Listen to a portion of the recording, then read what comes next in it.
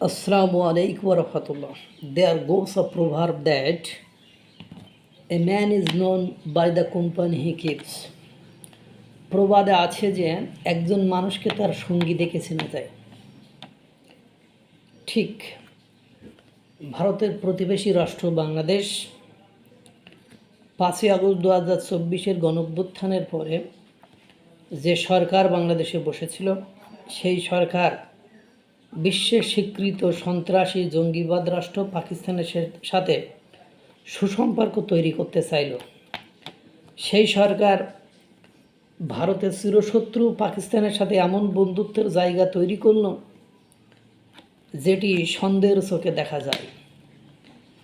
সেই সরকার পাকিস্তানকে এমনভাবে প্রায়োরিটি দিল যে পাকিস্তানের মন্ত্রী মশাই পাকিস্তানে বসে বাংলাদেশের অঞ্চলের দিক থেকে ভারতের 7 সিস্টার্স অঞ্চল, পশ্চিমবঙ্গ, কলকাতা আক্রমণ করবে এরকম কথাও বলতে শোনা গেছে।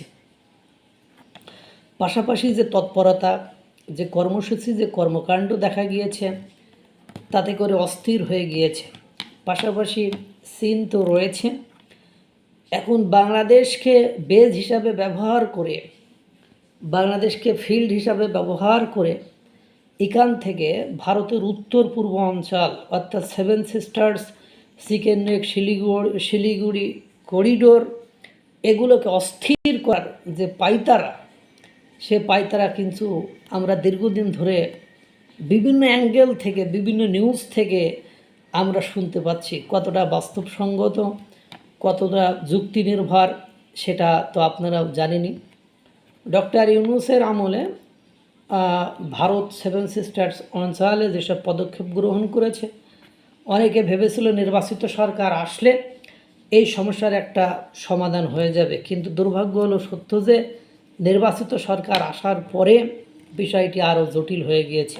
ইতিমধ্যে আপনারা দেখেছেন মার্কিন যুক্তরাষ্ট্র 7 সিস্টার্স অঞ্চলে বিভিন্ন বিদ্রোহী গোষ্ঠীদেরকে অস্ত্র সরবরাহ করে 7 সিস্টার অঞ্চলকে উত্তেজিত রাখা বা সেই অঞ্চলটিকে ভেঙে টুকরো টুকরো করার একটা টেন্ডেন্সিও দেখাচ্ছে। দীর্ঘদিন ধরে এই ভারতের উত্তর পূর্ব অঞ্চল 7 সিস্টার্স অঞ্চল অস্থির করতে আপনার মায়ানমারের বিদ্রোহী গোষ্ঠী, এদিকে পাকিস্তান, এদিকে চীন, ওদিকে আমেরিকা এখন নতুন করে তাদের সাথে কতটা যুক্ত হতে পেরেছে আমি বলতে পারবো না। বাংলাদেশ হয়তো বা ইনক্লুড হয়ে গিয়েছে।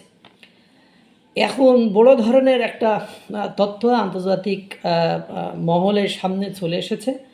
সেটা হলো ভারতের উত্তর পূর্ব অঞ্চলে বাংলাদেশের সীমান্ত দিয়ে ঢোকার সময় 11,40,000 গুলি ভারতবর্ষে ঢোকাচ্ছিল।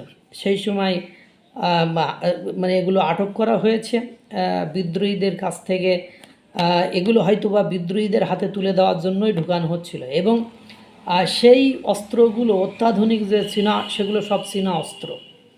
এছাড়া প্রায় 840টি রকেট লঞ্চার, 300টির বেশি রকেট, এইগুলো ঢোকানোর চেষ্টা করেছিল অত্যাধুনিক এটা চীনা অস্ত্র। এমনিতে আপনার ভারতের 7 সিস্টার্স অঞ্চল অস্থির করার জন্য পায়তারা চীন করছে। ইতিমধ্যে অরুণাচল অঞ্চলে যে নিউজটি ছড়িয়েছে সেটা আপনারা দেখেছেন। পাশাপাশি পাকিস্তান আপ্রাণ চেষ্টা করছে জৈশ-ই মোহাম্মদ নামে বিদ্রোহী গোষ্ঠী বা সন্ত্রাসী গোষ্ঠীর 8 জনকে ভারতের গোয়েন্দা সংস্থা গ্রেপ্তার করেছে। আসন্ন রথ উপলক্ষে হিন্দুদের বড় বড় যে সমাবেশ হয়, লোক সমাগম হয়, সেখানে তারা একটা অকারেন্স দুর্ঘটনা ঘটানোর চেষ্টা করেছিল, কিন্তু ভারতের সেনাবাহিনী সহ ভারতের গোয়েন্দা সংস্থা সহ এরা সবাই সচেতন হওয়ার কারণে আগে থেকেই অনেকটা পদক্ষেপ নিতে পেরেছে এবং গ্রহণ করতে পেরেছে। ইতিমধ্যে আপনারা দেখেছেন কিভাবে আপনার